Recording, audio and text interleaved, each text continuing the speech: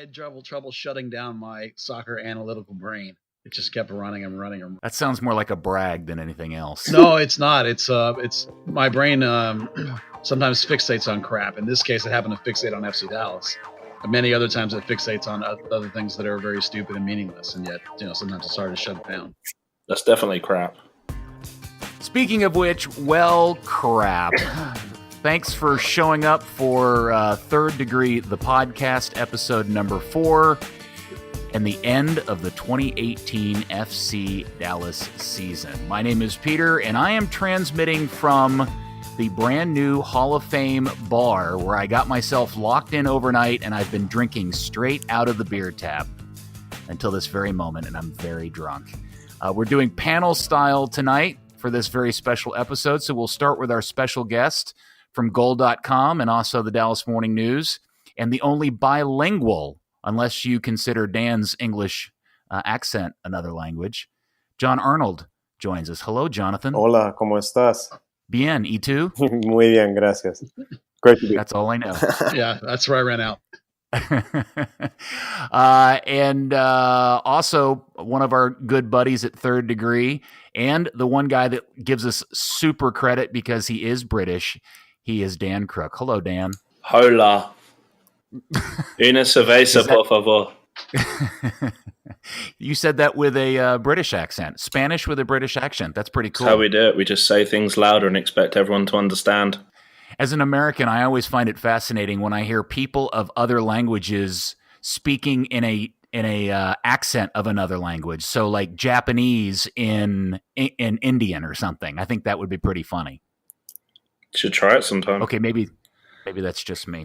And bringing up the rear is none other than our fearless founder and editor of Third Degree, Buzz Carrick. Hi, Peter. Well, today I'm calling in from Colo Colo Stadium in Chile, where FC Dallas once watched Graziani play Colo Colo, and Tim Wabansu almost started a riot because he was wearing a yellow shirt. What does that mean? Why were they rioting because of yellow shirt? Because the team that Graziani was playing for was wearing yellow. So as we were leaving the stadium as a collective, a bunch of the Colo fans were on the other side of a little fence, and they saw Tim was yellow shirt, and they went crazy and started throwing rocks, and it was a lot of fun. Man, did I never, ever believe in my life that I would miss Ariel Graziani as I did last night. I know, right? All right, guys. Well, that takes us to FC Dallas 1, Portland Timbers 2, season over. Buzz, I will ask you this question. Were you and I right the other day in the last episode of this podcast when we predicted that this game would be a pretty much a reflection of the entire 2018 season? In a lot of ways it was. It wasn't for the first half anyway. I thought, like they have for the last month, Dallas played pretty well and created a lot of opportunities and couldn't score, just like they consistently have done all season and consistently did again in that game. And then, of course, once the red card came, that changed almost everything because Portland, who already is a sit-deep team, became even more of a sit-deep team. And then the game just became completely one-sided in terms of possession and on one end. And Dallas ended up getting an astronomical number of chances and scoring 0 goals. So up until the very end on the little extra one, but that hardly even counts really. So it was a microcosm of the whole season. So your answer is yes. Yeah. I could have said yes, but I figured you want me to explain why I was saying yes. I did. Okay, so I'm sure in the course of however long this thing goes, we're going to talk a lot of detail about the game last night. But John, couldn't we just sum this whole thing up by just repeating the one word we've all said at some point over the season, which is finishing?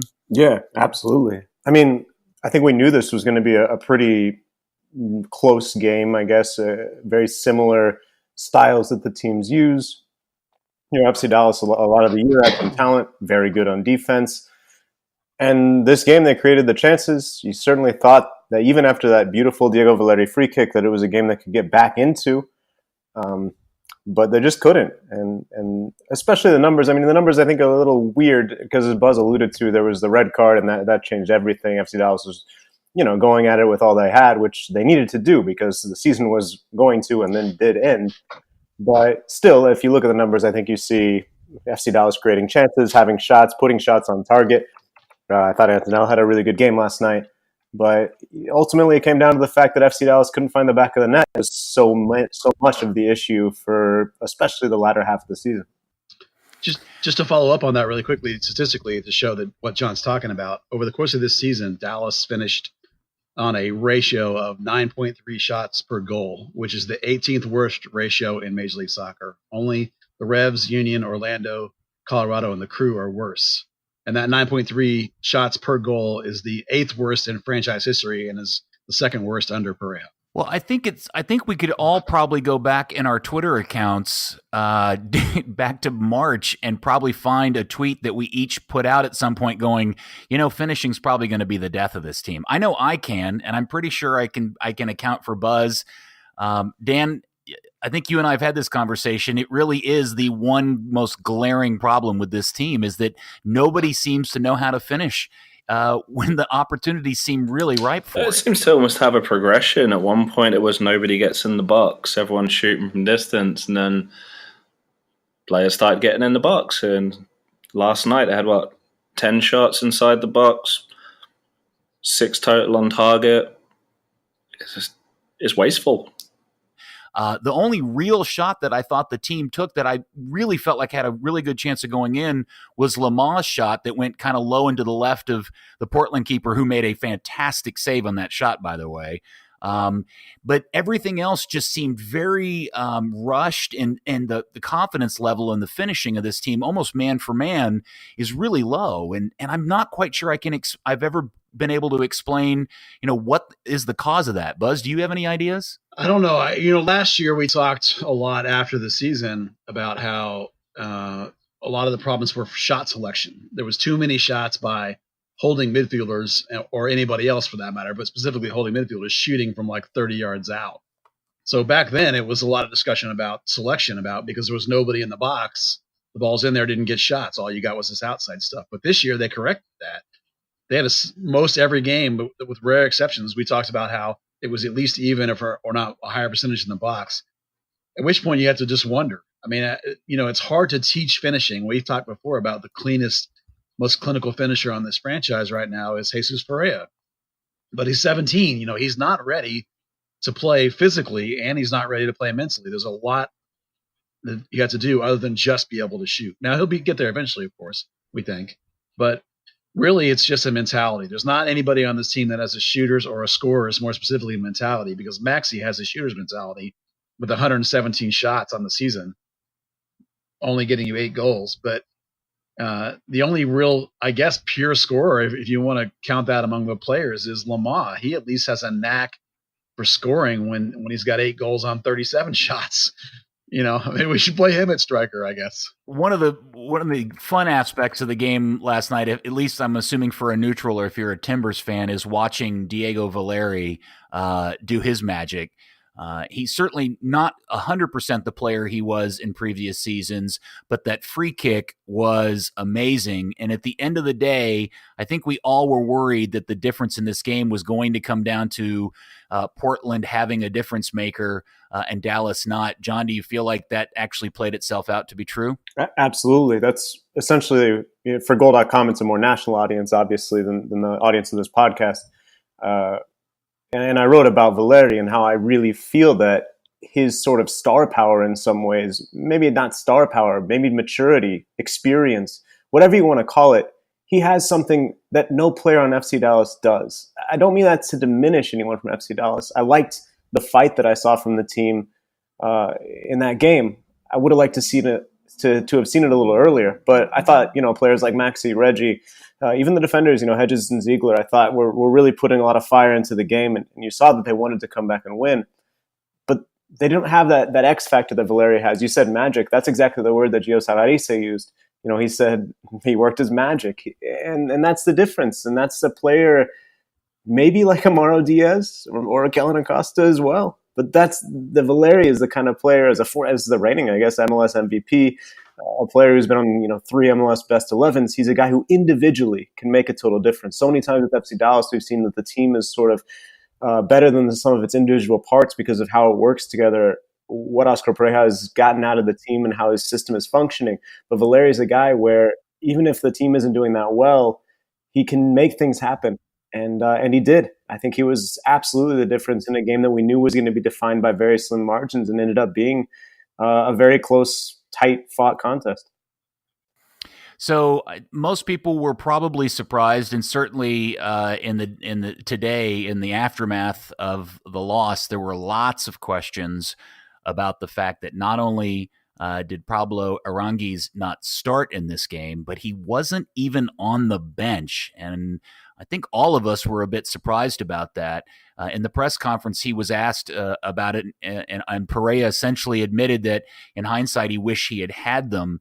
Dan, we talk a lot about the one weird kind of thing on the Oscar resume is this, and was last night maybe another little note to add to the file of odd choices and roster selection in big games for Oscar Pareja by leaving Pablo off last night? Certainly to a degree. You can look at Oscar's record in the playoffs. He mixes up his mentality a little bit, like going into Seattle with a 3-man back line and getting blown out a couple of years ago. It was a weird notion at home to say, you know what, I want 2 wing backs on the bench. I also want 2 defensive midfielders on the bench for a team that have scored 2 open play goals since August. And you've got to hit a point where you roll the dice, and Aranguiz is that guy. Buzz, I think the general consensus before the game was the reason for him being not put in the 18 had something to do with Pedroso's knee injury. But you even pointed out in your breakdown today that if Pedroso was healthy enough to be on the bench, why isn't he playing? Did we all figure out that maybe that it was because of Pedroso's injury that required Oscar to push other people around, and that's what caused him to fall out of the 18? Well, our pregame, as we discussed it and tried to figure out why, our conclusion was that it must be a math question, that when Pedroso couldn't start and Figueroa was in, you needed 2 players to kind of replace Figueroa. You needed a backup center back, and you needed a left back who is a defensive backup, which is Pedroso, but then you also always want to have Ryan, who's your attacking left back or even left wing.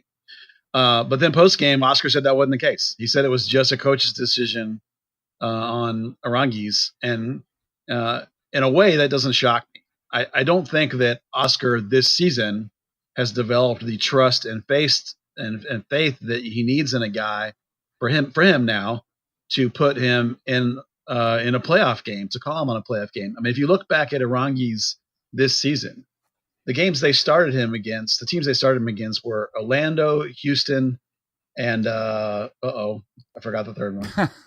Somebody else not very good. It'll come to me in just a Minnesota. second. And he subbed Minnesota. Thank you. Minnesota? Yeah, and teams that are. It was Minnesota, I believe. Anyway, the point of which is that those are all teams that, if you make a mistake, it doesn't kill you, right? Because those are teams in the bottom half of the league. And then you look at the games where he came in off the bench. It was games where maybe something creative could help the team, but never a case where, like, I need this guy to fill certain specific responsibilities. So over the course of the season, he plays 282 minutes, which is, not as much as most people would want. But in those 9 games and 3 starts, he has 0 goals and 0 assists. Now, I don't have access to like chances created or some kind of crazy advanced metric. But on that surface alone, you think, well, maybe I kind of understand it. And if you want to compare him to Diaz, who everybody does, right? Even people are already saying he's going to be better than Diaz. Diaz in 2013, that was his first season. He joined in July. He played 10 games and made 5 starts, which is just a little bit more than Aranguiz. Played 400 minutes, which is twice as many minutes. I'll give you that part. But he had 3 goals and 2 assists. He was 22 years old, not 21. Okay, 1 year more experienced. But the comparison to Diaz is not there right now. It's just not. He did not have the impact. So when you look at it that way, go back and look at when Oscar played him, the impact he actually had. The Orlando game is a great example where he played 8 or 9 balls behind the defense into the box. Not a single one of them connected with a player. Not a single connection is the attacking third. Now, that's not all on him. A lot of that's on his teammates, too. But when I tried to go back and figure out why is there no faith, you can clearly see it the whole time. Oranguis just has not had the statistical impact that you might want to put him into a playoff game with the seasons on the line. Okay, but knowing that there was a chance you were going to need some creativity if, in fact, you fell behind a goal or needed goals, and he even admitted this in the press conference, not having Pablo at his disposal ended up biting him in the butt. And I wonder, Jon, if you have any thoughts about what does that say about Pareja when we get into these big games and he makes these kind of odd tactical or roster decisions, because I think you could make an argument that there's one of those dating back even to his Colorado Rapid days. To me, this is a decision that he just overthought. I was stunned that Pablo wasn't on the bench. Buzzley's had a good case for why maybe he wasn't. But at the same time, when I look at this bench, I see a team that Pareja, it seemed like he was ready to defend a lead. And maybe the second half collapses in the previous 3 games really were weighing on his mind, because that is something that they failed to do, defend leads or see out results in the second half. But how are you, if you wanted to chase the game, which was a situation that FC Dallas was in last night and knew before the game that it very well could be in, your choices were essentially what he did. Toss in Lamar, okay, attacking player. Tesho, yes, attacking player. And Hollingshead, who he tried last night, but he's not as skilled of an attacker. He doesn't have the technical ability that Pablo has. He isn't able to play balls and have the same vision that Pablo has. If you had wanted to see out the game, okay, you got Pedrosa, who I guess you could bring as a fifth defender if you're protecting lead. Abel, who hadn't played much. I don't know how fit he was. I didn't see him train a whole lot, but I guess would have helped you kind of put his foot on the ball and see out the game. And Jacori. So I just think that it was maybe those second half struggles weighing on Pareja's mind. Is it fair to say more grandly, more broadly, that he's had struggles in big games? Maybe so. I mean, on the one hand, yes, there are other examples you can point to, maybe going back to his Rapids days. But on the other, that CCL run, 2016, winning the U.S. Open Cup, the Supporters' Shield triumph, and then the Champions League games that followed, really. I thought Oscar got his tactics very right for the most part. We would be talking about a Champions League final and maybe the first MLS team to ever do it had individual mistakes not happened in the games against Pachuca. So maybe not. I think it might be sort of reactionary, I guess, to say that because this was a decision that I think was a bad one, that Oscar consistently makes bad mistakes in crucial games. This is going to sound maybe potentially like a harsh question, but let's take the 2 goals for Portland into consideration and note that both of them involve, I think we can all agree, mental mistakes by 2 homegrowns. First with Reggie reaching in across Blanco and giving up the penalty, or the foul, just outside the penalty box, which Valeri finished off so smartly. And then obviously, and maybe even a better case for what I'm about to ask, is Jesse Gonzalez's just bizarre decision to come out when Ziegler appears to have everything under control. Are those evidence of why you have to be careful what you wish for when it comes to playing the kids? That young players, no matter their quality, tend to make mistakes in big games, or at least make mistakes in games, but in big games they are even more magnified. Buzz, do you think that's a fair question to ask in retrospect? Yeah, I think it's fair. I mean, I think that's why coaches sign players like Abel Aguilar. That's why you sign a 33-year-old guy who's played in some World Cups. Young players are gonna make mistakes. As excited as you are about how well they're playing, I mean, Reggie had an amazing year. But that tendency to dive in, you remember, was a problem at the beginning of the year, and he sort of corrected it for a long time. And maybe in a moment of pressure, he lost it again. And Jesse, we've had discussions about his mentality and decision making for years now. In particular, this season, his choices have been suspect at best. So, it is some of the growing pains you're going to have to get with young kids. I mean, even the best players in the world, when they're 16 to 18 to 22, and they're learning how to play the game, whatever age they break in, whatever that is, they're going to make mental mistakes, particularly for keepers now, because keepers don't get good until they're later in their career. They're not good until they're 29, 30 years old, because keeping above anything else is about mental side of the game, positioning and tactics. And even on the free kick, you could argue that Jesse wasn't ready. He got caught flat-footed and didn't get that explosive across the box dive that he usually does. So he wasn't even close to that ball. And to your point, all year in your breakdowns of the games, if there was ever a game where his distribution out of the back really seemed to continuously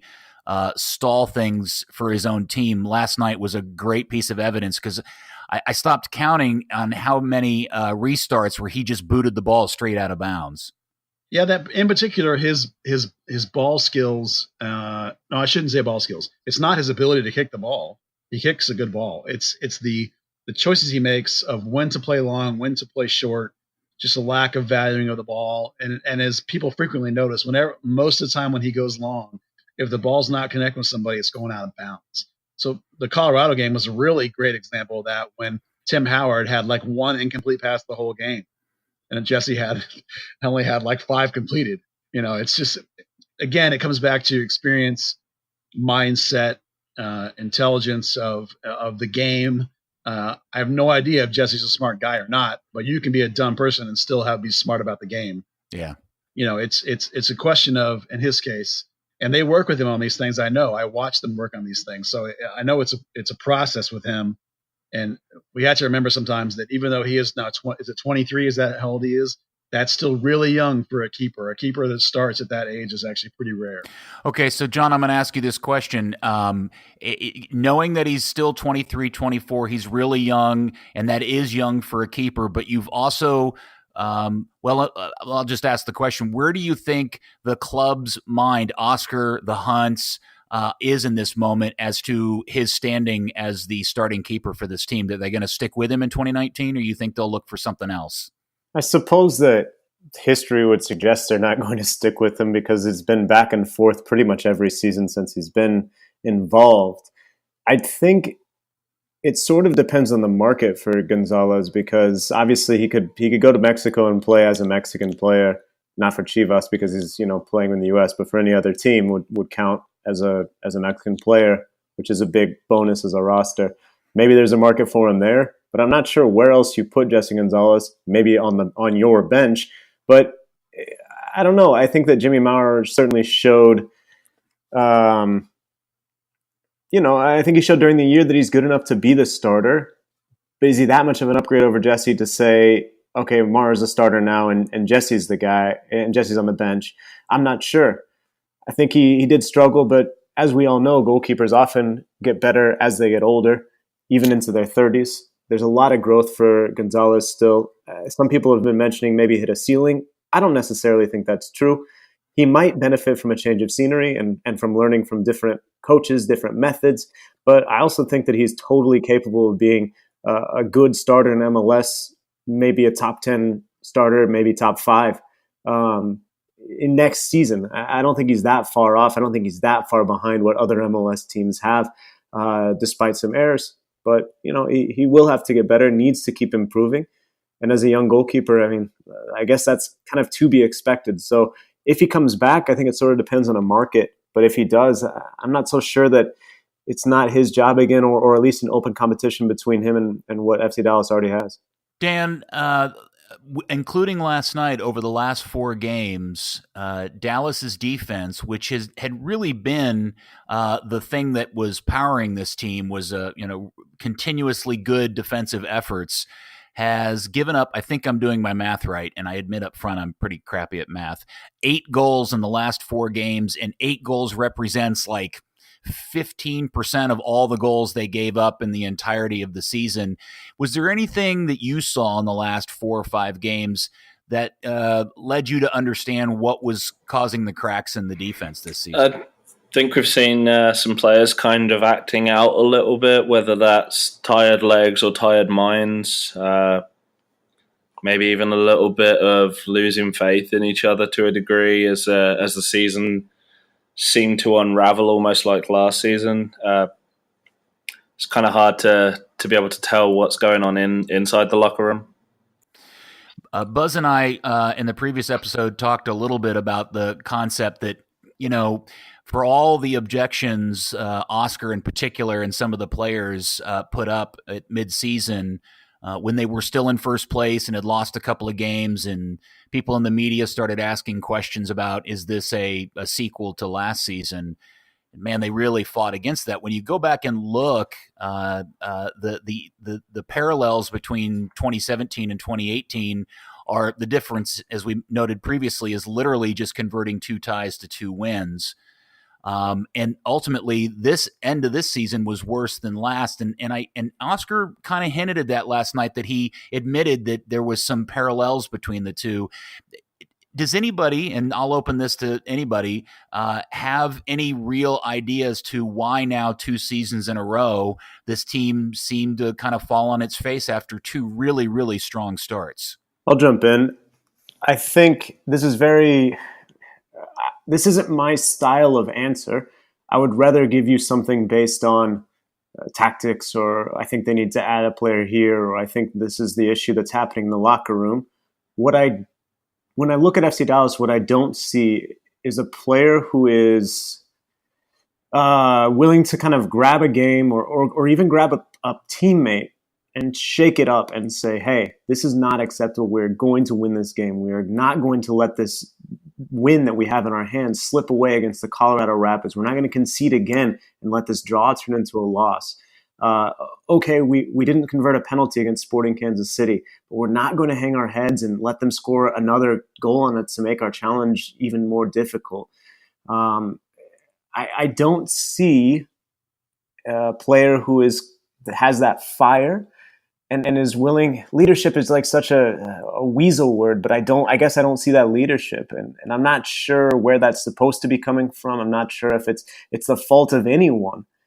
But I do think that this team needs someone to have a player. I mentioned Valeri earlier for his skills, but I think he's also that guy in the locker room in some respects, where if the Timbers start to, let their shoulders slip a little bit, let their heads hang, he's saying, no, that's not going to happen. And I'm not sure that this team has someone who's able to stop that from happening. So it's not stats, it's not analysis or tactics. It's just when I look, I think that's one thing that they've been missing in the last 2 seasons. So definitely to John's point, someone like a Blas Perez or a Danny Hernandez who would stick the boot in if 85 minutes are gone, there isn't a goal on the clock. Also, I think some of that direction does come from the bench. There was a good run of games. The Columbus game certainly sticks out in my mind. Dallas seemed to have the chances and then start pulling attacking players, bring on another defensive midfielder, and just settled for the draw. Safe in the mind that at the time they were top of the table. And not converting those points, lose you that first round bye, and what eventually get you out of the playoffs. I think it's a valid point. When you go back to the early days of this franchise, Leonel Alvarez set the tone for a decade. He was only here 2 years, and 10 years later, people still conducted themselves and played the way that they learned from him. Even Oscar was picked up things like that. Daniel Hernandez is another great example. I have a feeling that David Pareja was probably a lot like that. There is something to be said that there's a lot of nice guys on this team, and maybe they could use a guy that is a grab the game by the neck kind of person. I think that's a perfectly valid reason. I also sometimes wonder, Oscar's a guy who only knows how to do things 100%. He's not a guy that can be like, we're gonna be halfway there for this particular game. And I think that's one of the reasons he has a little trouble resting guys, or a little trouble maybe getting in the kids as much as some people might like, is that for him, and this was magnified, of course, by missing the playoffs last year by 1 point, for him, it's every single game is as important as every other game. And so from the beginning of the year, they go 100% all the way, full effort to win every game. Start of the season, bam, out of the gate, win, win, win, win. And as the season drags on, it may be that mentality from Oscar somehow doesn't get absorbed as much as the season goes on. And guys maybe just sort of like, again, this game is 100%. You know what I mean? So maybe there's some slight drop off in terms of like your reception of that message. Maybe if you're 100% all the way when the middle of the season comes and other teams are making adjustments, other teams are bringing in guys, you're already at max throttle and don't have another gear to go to, perhaps. Which, so I don't mean that to be as a criticism of Oscar, because I cannot complain about a guy that goes 100% effort all the time. That's the Bobby Ryan method. It's that kind of work ethic and that kind of effort and that kind of mentality is phenomenal. But I just wonder sometimes if maybe it's not necessary to go 100% from the get-go at the start of the season. Maybe you could start at 75% with some things that are trouble spots that you're working on that you can build and build and build as the season goes on. Just some thoughts. Jon, if you ran across a friend of yours from Mexico or from some other place that was soccer knowledgeable, but knew very little about FC Dallas or Major League Soccer, how would you explain Dallas's 2018 season to them? I think to anyone, they never looked good. As someone, I think you, Peter, pointed out, they kind of bristled at some questions after, some results started going the wrong way, saying, no, it's not going to be like 2017. And to their credit, they made the playoffs and had a very respectable point total. 57 points is nothing to sneeze at. But it never seemed to be a convincing team. Even when Acosta, Diaz, etc. were around, I don't think we ever looked at FC Dallas on the field, and it never had the feel of that 2016 team. It never had a feel of this team. This team will win trophies. I think it started at the CONCACAF Champions League exit, and from there, sort of, they played well. They got results in the league, but they weren't convincing necessarily. So I would say that was a big thing. One thing that tactically, as someone who knows the game, I think I would say they definitely stick in their formation, and I'm not sure that's always suited them. When you look at a player like Maxi Rudy being sort of shoehorned into a different role, he wasn't asked to play a 10 traditionally necessarily, but sort of a false 10 where he was kind of mostly playmaker, but also still asked to be a forward. I think that's difficult for him to pull off. I don't think that's his best role at all. And the two midfielders in front of the center backs, Vic played well, Jacori played well during the season. I think they allowed the organization to take a risk and trade Kellen. But neither Vic or Grezzo is going to get forward and provide you any sort of late runners or anything like that. So I think that's something where this team, they missed having someone in that role. Michael Barrios can bomb down the side and beat his defender 10 times a game. But if he has one player that he's aiming at in the box 9 out of the 10 times, he's not going to have very much success. So I think those are the things that would kind of stand out to me as an overview. It was a team that definitely had identity. They were good defensively, strong in the counterattack, but ultimately lacked finishing. And I think that comes down to some of the details I just mentioned. I remember, and this triggered from what you said, Jon, and Peter, you'll remember this, last offseason, Oscar talked about maybe it was time to sort of tear down and rebuild the team a little bit, maybe to move on from some people. And then we watched as they rebuilt the defense, jettisoned a lot of older players, brought in some young guys, brought in some veteran guys, brought in Reggie. And you and I talked about quite frequently, and I think I did this in public spaces at too, that we expected this season to be one of sort of questioning where, okay, is the defense better? And then we'll get to mid-season and then we'll sort of see. And I thought that they would probably finish third or fourth, but I thought they would be lower and then they would sort of rebound up instead of being higher and coming back down. And I think that plan was in place. That plan was there to, okay, we'll build the defense and then we'll build off of that. We'll play off of that defense and we'll see how the offense goes when we get to the window. Well, when they got to the window, they then got, forced by Diaz and forced by Acosta to make some moves, and forced by Nedyalkov too. So they had 3 players they had to get rid of and or replace that they weren't expecting to. Rather than just being able to go out and try and improve what they already had, now we're trying to just tread water. So to Jon's point, that the team never looked really all that convincing, even when they were getting results. that's kind of really what happened. Is they kind of mid-course were like, oh my gosh, we're falling apart. We got to try and glue this thing back together. And so they did the best they could with Kellen's asking to be traded and got at least some kind of forward to see if that would work out. You can't replace Diaz without spending $1 million. We're not going to do that. So you know how they are. They're going to bring in a 21-year-old prospect again, try and find the next Diaz who will develop over 3 or 4 years.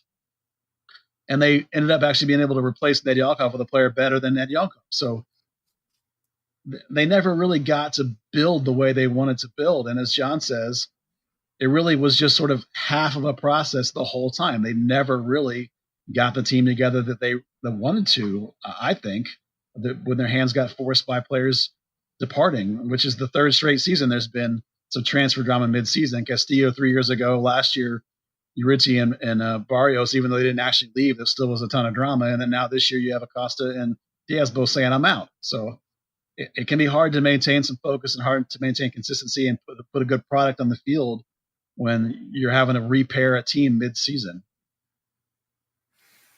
But Dan, this team was in first place for so much of the season. And yet, to Jon's point, and I certainly was one that was constantly saying this, is that I didn't think they looked like a first place team. Why is it I feel so crushed and disappointed about last night's result, considering what we just all talked about? Well, 2 weeks ago, this was the team that was first place in the Western Conference. Coming into the, like Buzz mentioned, coming into the season, it was a rebuilding year. Buzz mentioned maybe finishing third or fourth. I kind of thought, great, maybe nick sixth and try your luck in the knockout round, not, sprint out of the gates, then realize it's a marathon, limp over the line, and then be disappointed because you're hosting a knockout round. It was such a dramatic fall late on, losing those last 3 games, going from, quote unquote, the biggest game in franchise history to seal the third season in 4 of 60 points and then fail miserably. It goes to show with the way marketing was and sales that they didn't have a plan B. If the team aren't going to have a plan B for how they market the game and how they sell the tickets, the fans sure as hell aren't going to have a plan B on their expectations. Jon, let's kind of move to some of the larger questions at hand. First off, is it weird for anybody else that since the press conferences after the games have moved to the new facility, that Dan and or Clark Hunt has taken up sitting in the front row of those press conferences? Am I just reading too much into that, or is that weird to anybody else? I don't know what it's new. I personally would like, and the Hunts can obviously do whatever they please, but I would rather have a functioning internet than anyone sitting in the front row. That would just shout out journalist request right there. But I'm not sure if it's supposed to send a message. I don't know what the message it's sending is. Well, they don't make themselves available for comment either, and it's not like they're sitting alongside Oscar. They're just sitting in the audience, and it's just, I don't know. I'd never seen them do that before, and I noticed it the last couple of times I've been at the press conference, and it just seems weird to me. Again, maybe I'm just making much to do out of nothing. But when it comes to the Hunts and a lot of the talk about what's going on, a lot of the noise and stuff that I read on social media today was this, the 2 constants were either people who feel like Pareja's coaching decisions are to blame and or it's the fact that the Hunts don't want to spend any money. And one of the things that I don't think people really realize is that the Hunts have accelerated their spending dramatically over the last 2 years, and they're now solidly in the middle of the pack in terms of salary spending at like $9.4 million. But isn't really the difference what's going to come down on this team is that they're kind of stuck in between 2 identities, which is this team that wants to kind of grow its roster from its academy, yet also be balanced in how they spend their money, which means they're not spending large sums of money in transfer dollars to bring in, what we would consider to be an A-grade player. Jon, is that a fair assessment on my part? I think it is. And also perhaps, I think an optimistic view would be to say the Academy project started so recently, you're only now seeing it start to bear fruits, right? Some of the most prized products are in the U20 tournament right now. Even a guy like Kellen, who's kind of one of the first graduates, he's still, even on the world soccer stage, a relatively young player. He's getting there, but relatively young, right? So maybe in 10 years, that isn't as much of an issue. The academy is producing so many players that you can have 7 to 9 quality homegrown players, MLS starting caliber, and then supplement those with 2 or 3 signings. But right now you're in this weird interim period where the academy is producing some fruits. We're seeing some players who are ready to play in MLS, some guys who are right there on the border, but you still need to supplement that somehow if you're going to win games. As good as FC Dallas's academy has been, you're not going to get results if you just played 11 homegrowns right now. So you have to supplement that from somewhere, and we've seen that mostly with the South American signings, many of whom have worked out. So I think that's a fair assessment to say that they're sort of in between. But I do think, Peter, that the Hunts are certainly not Arthur Blank style, right? They're not spending as much as a team like Atlanta United is, and I think Atlanta United has shown they've laid bare that if you do spend money and you spend it sort of semi-wisely, you are going to get victories, you are going to get results. They're not spending money on that scale, but they have increased their spending. They are willing, it seems, to open the pocketbook a little more than they have been in the past. And I think it all started, prior to the 2016 season when they thought, okay, maybe the time is right to win some championships. So I think it's a pretty fair assessment. And maybe it's just a weird blending of the team right now as they look to get that academy really, really pumping out players instead of just kind of the trickle that we have right now. I think if you look at FC Dallas, where the place that most people would say they fall apart, as Peter just mentioned, is the high caliber, big dollar, fancy signing. And they got so stung by Danielson that I don't know when they're going to overcome that hurdle and sign that $1 million player. I'm pretty sure that they're the only MLS team that doesn't have $1 million player. Now they have some guys that are close. And as you say, they have elevated their spending. So, for the Hunts, their spending is all in the academy, as Jon was talking about. Even the oldest guy, Uola, is only 26, and he's the first ever academy signing, the homegrown signing they made. So that's where their big investment is. That's where they're spending their money. Well, that in the Hall of Fame, of course. But they do consistently want to win. People complain, say they don't want to win. I don't think that's true at all. I think they want to win badly. I just think that they're trying to do it the way they do it with the Chiefs. They're not trying to be the Yankees or the Atlanta Uniteds. They're trying to be a smart, invested team, invest in their academy, invest in young players from South America, which for their purposes they treat just like a homegrown.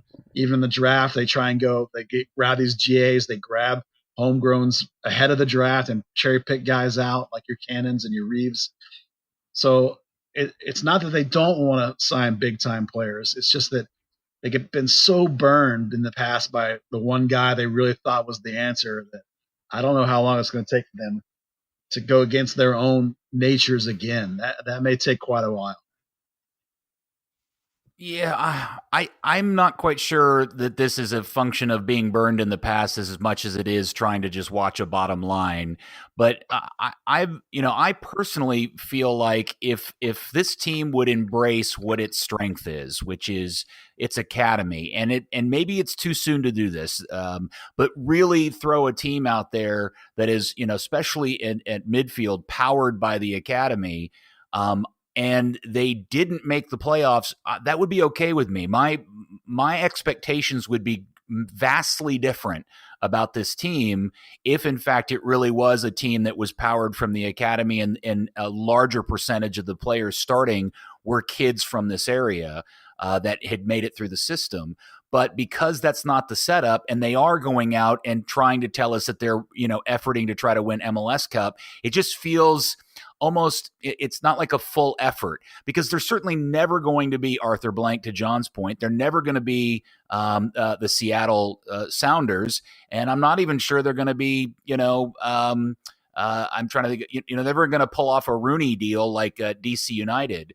So there's this weird middle ground this team seems to be stuck in. And I feel like what they need to do is they either need to, go in one pool with all the, and do as many kids as possible, or they need to realize if they're ever going to win this thing, they can use a few kids here and there. And to John's point, they're just going to have to ramp up the quality of the foreign players they bring into the club. Yeah, I think if you were to roll out a team with 5 or 6 homegrowns in it, there'd be almost no way you're going to make the playoffs. If you're going to roll those kids in there, but that's fine. But would that be such a terrible thing? I mean, John, Dan, would you guys go watch this team week in and week out if it had Cervania and Pomykal and some older veteran HGs like Arudi and Cannon? Well, Cannon's probably a hard example, but you know what I'm saying. I realize it may not be an MLS playoff team, but it would be a really interesting story, one, to market, and two, in some ways, I think it would be more entertaining to watch this team versus what we dealt with all this year. I would have quite liked him to have finished off 2017 like that and gone, you know what, cut the losses, go forget the playoffs, give Pomykal a run, give Ferreira a little run. That could have been good time for Cannon to get a little more than 20 seconds in MLS play. And, really give the fans something to look forward to, something to get behind with local young talent that was built up in this club and kind of, create that narrative and get that experience and then build towards 2018, 2019 and every season after that. All right, so I feel like this part of the conversation is something that we would save or will save for a future episode because it's a much longer conversation, but we may not always have the great Jon Arnold and his Latino accent with us. John, what do you think, or how do you think this team looks different in 2019? You're definitely going to see some changes. I think that we talked about, will there be kind of full makeover? And in some ways, I think you could say there already has been. But I think there will be several players that are back, familiar faces that I think people are talking about maybe not being there. But sort of, I think there's definitely going to be some changes. If I were FC Dallas, I would definitely I would try and keep the back line together. I think everyone's kind of under contract. Maybe an offer comes in for Reggie. Who knows? But I think that base of the team was solid. Going forward, I would almost be willing to take a posture of anyone can go. Just because of the disappointment that we've talked about and the fact that I'm not sure these players have really distinguished themselves. Lamar, does he give you that much more quality than Mosquera? I would argue that no. Sure, he scored a few more goals, but some of them have been in pretty fortunate places. I think a lot of guys are going to be evaluated, and the evaluation's going to come back pretty harsh. They should have some room to work with, though, because, like I said, I think there's some guys who are going to be moving who are going to free up international spots, who are potentially, I would assume, at least one DP spot freed up. What they do with that, who knows? But I think you're definitely going to see some changes.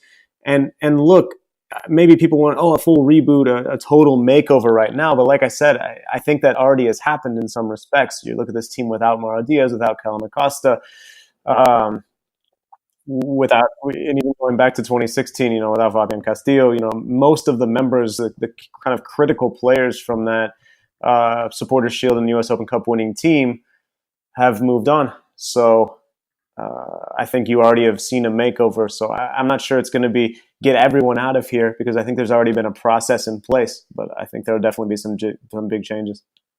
You mentioned the defense, John, and I just want to make a note. I personally feel like Rito Ziegler has been one of the best acquisitions in this club's history. He was outstanding this season, both on and off the field. I thought he was great, and we haven't spent enough time talking about him, which is probably a good thing for a center defender. And I don't know if everybody else feels the same, but I just thought overall he's one of the most outstanding additions from a foreign source this club's ever made. Well, and just the way he partnered with Hedges so quickly, their communication seemed to be very good almost right off the bat.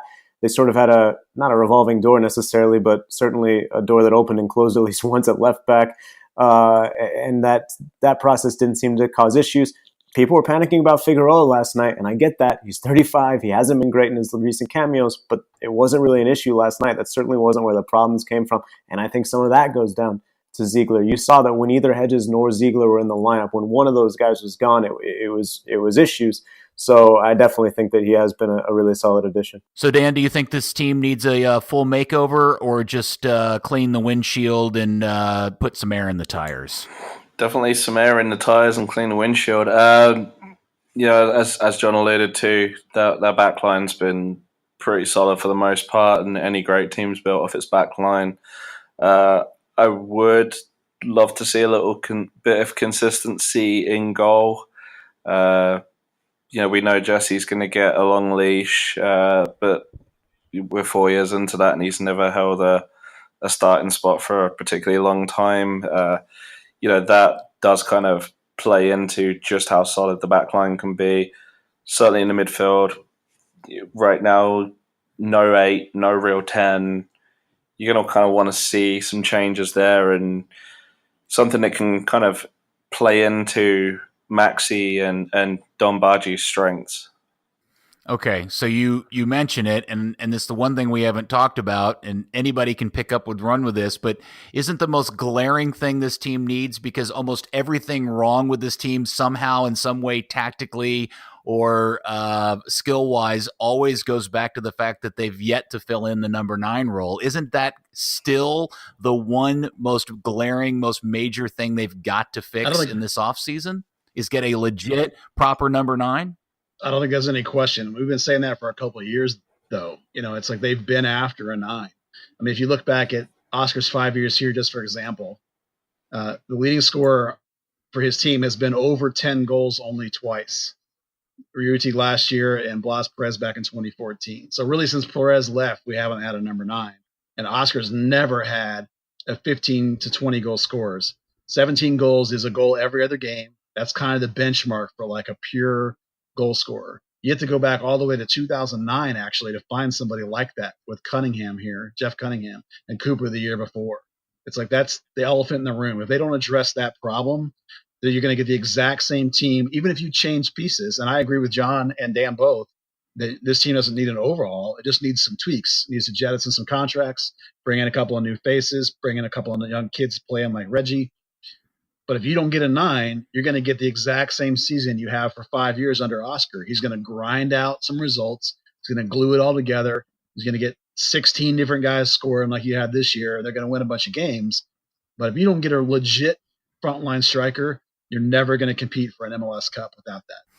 So, John, this was something that I had actually Steve Davis brought this stat up on Twitter.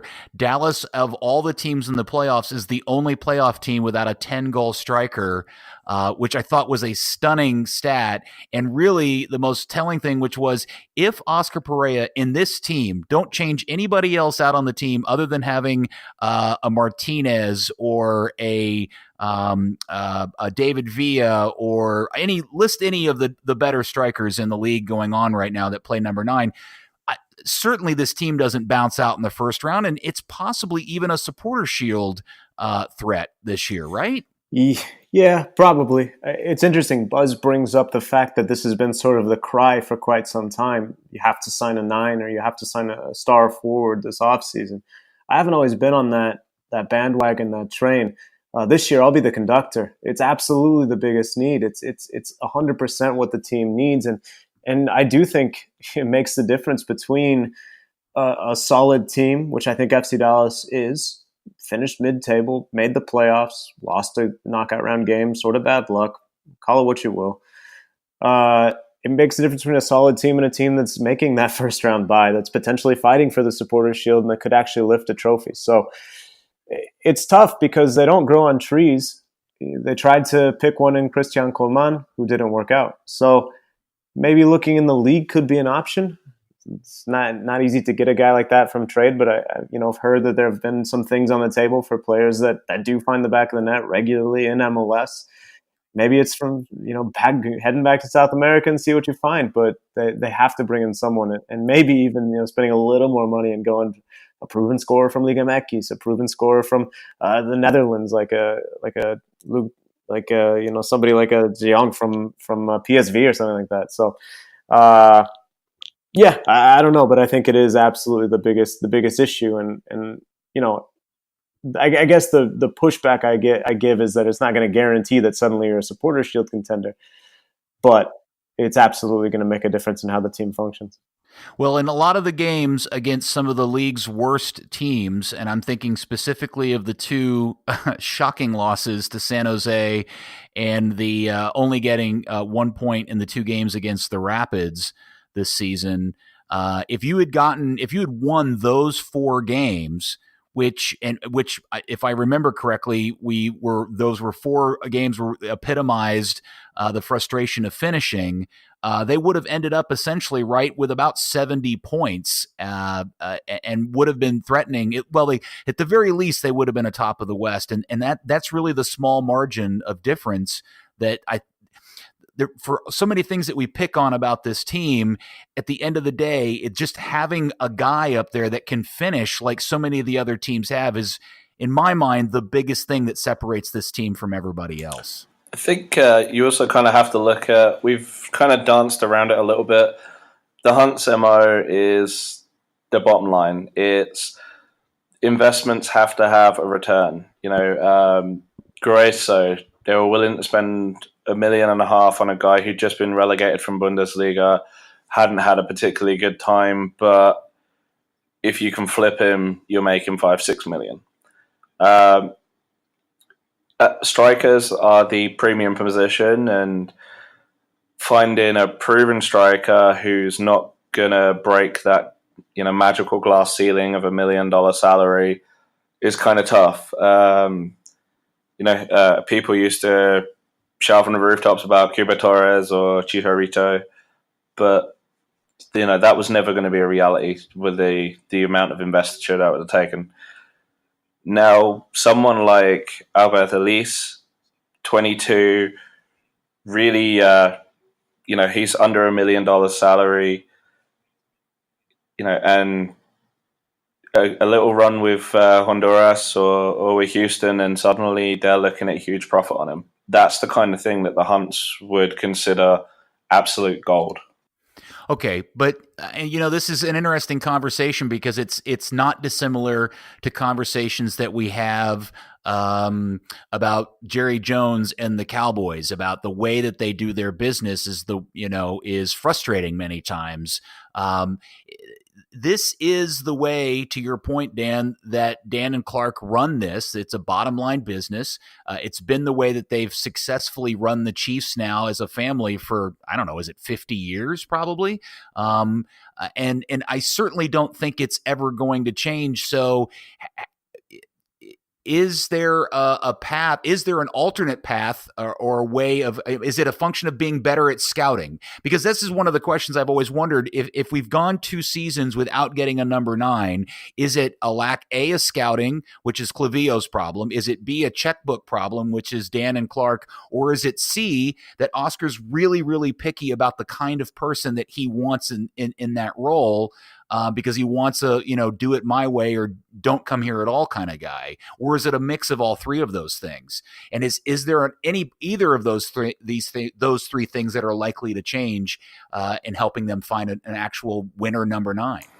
It's definitely a mix of all of the above. We saw, wasn't a striker, but wow, he was that irrelevant that I've forgotten his name. The Costa Rican chap, the left back, came in. Oscar didn't really like his attitude, and we've never seen him since. He's been out on loan with Quieto. Chala, that's the one. But he's played for the national team since then. But your face does have to fit in a system and with the coaches and the players. In terms of scouting, we do know that the club extensively scout. They've brought in Chuy Vera to lead up the international scouting division.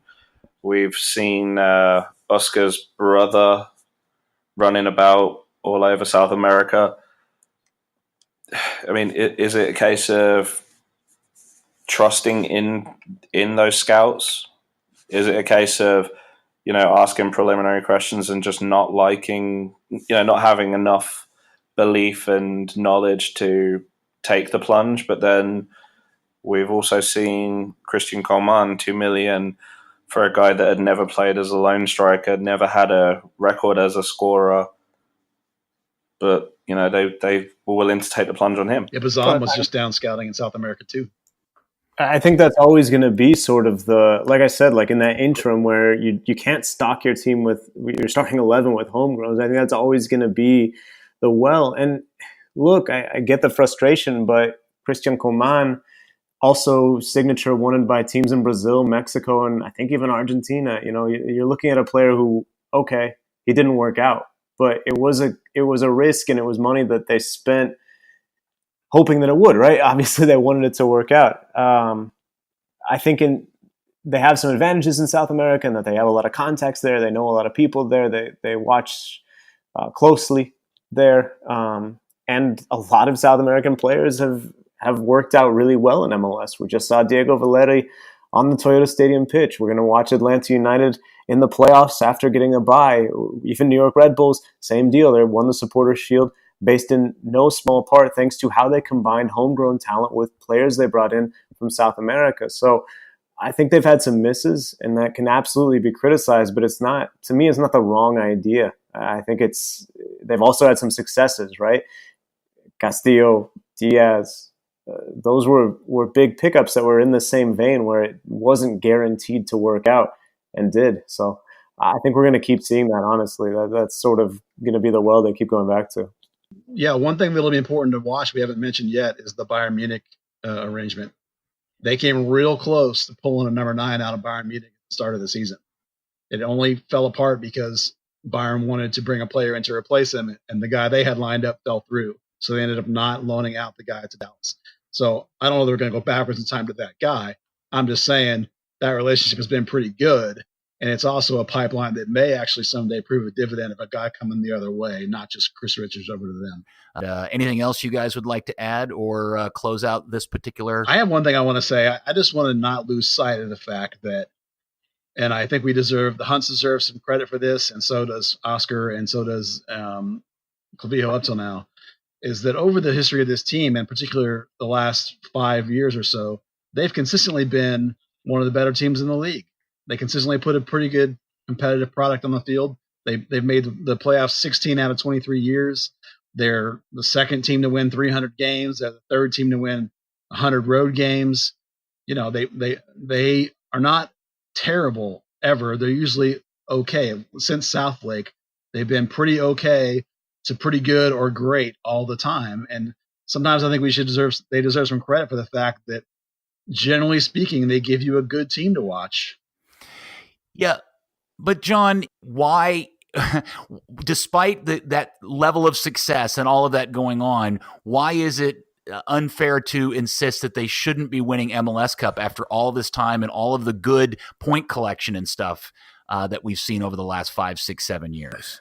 I think there was a moment where, and that moment was 2016, where FC Dallas had everything that needed to win MLS Cup.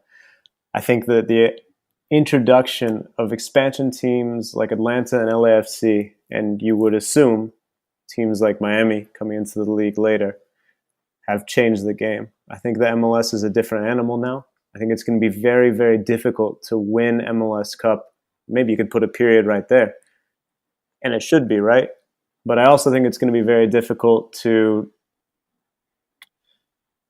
not spend money. Truly, Atlanta, to me, has set, and even if they don't win MLS Cup, and I know they didn't lift the Supporters' Shield, to me, they've really set a new standard. And a lot of it was just money. Sure, scouting, really savvy decisions. But they hired Tata Martino, which wasn't cheap, I guarantee. And then they said, which players do you want? Brought in some players that were also not cheap. Some of the players they missed on were not cheap options. And now you're looking at potentially they sell Miguel Almiron, and now they're going to bring in Pity Martinez. FC Dallas, look, if they do compete with that, huge credit. And they still can beat Atlanta United in games, right? I think just over the long haul of the season, that talent and the money that talent gets will win out. MLS has changed. It's a new era now. I think even from the past, like I said, 2-3 years, it's different. So it's going to be a challenge if they want to keep running the team like this. And maybe, Peter, you're right, and the fruits of the academy have to start working out, and that's when you can win MLS Cup. But right now, I think, and Buzz is totally right to say this, before the season, they said our expectation is to win MLS Cup. Maybe that's what they say before the season again in 2019, but maybe with sort of a wink and a nudge because things are different. We're starting young players. We're giving Cervania a chance in the midfield. I don't know what it's going to look like. I'm sure you guys will get to it on future editions, but I think that maybe the expectations have to be adjusted. And if this team is going to come out and say we're going to win MLS Cup, they're going to have to do something to back it up that's more than what they've been doing recently. That's the reality. Yeah, I think he's completely correct. That discussion of that happened maybe about a month ago, where the rule change that was floated around was the change in the way the third DP was going to work.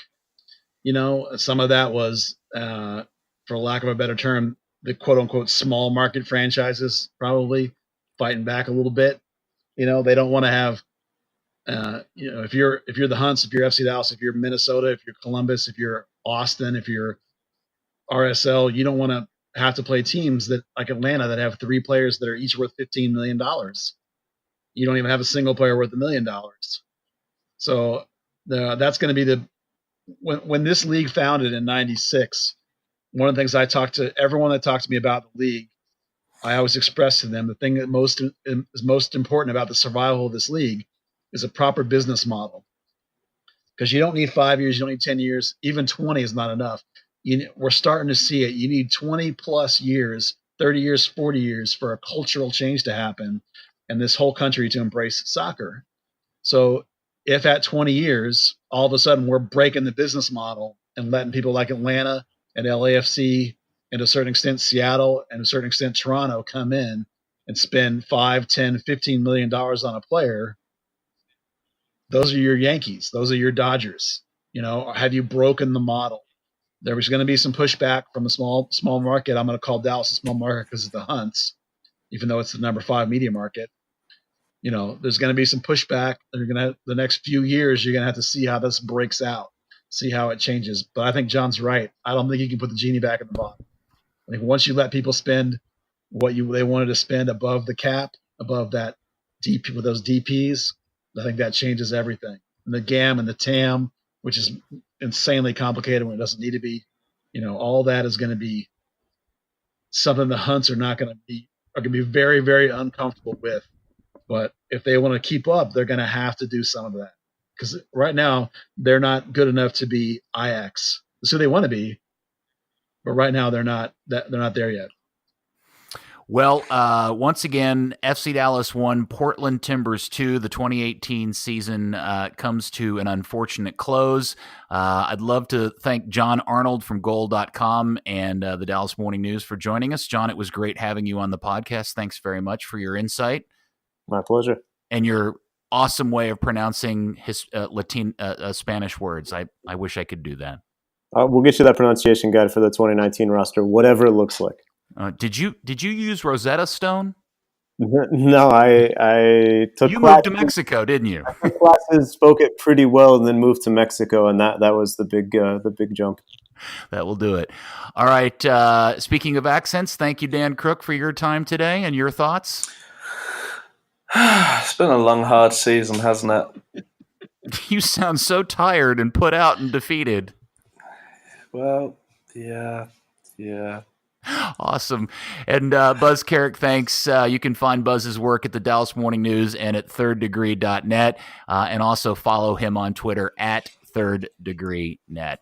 All right. That one wraps this up. I have no idea if we'll ever do another one of these, Buzz. Maybe, or I don't know. We'll figure it out, right?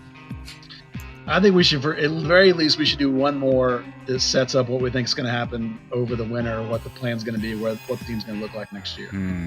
Okay, can we do one where we just speculate what the new away jersey is going to look like? Yeah, actually, I have some thoughts about that. I think we could have fun with that. All right. John, are you a kit guy at all? I don't know this about you. I enjoy them aesthetically, but with all respect to both you gentlemen, you guys kind of take it to a different level. I'll probably sit out that pod. We are a bit knowing about it. All right, thanks for listening, everybody. Enjoy the off season, and don't forget your rubbers.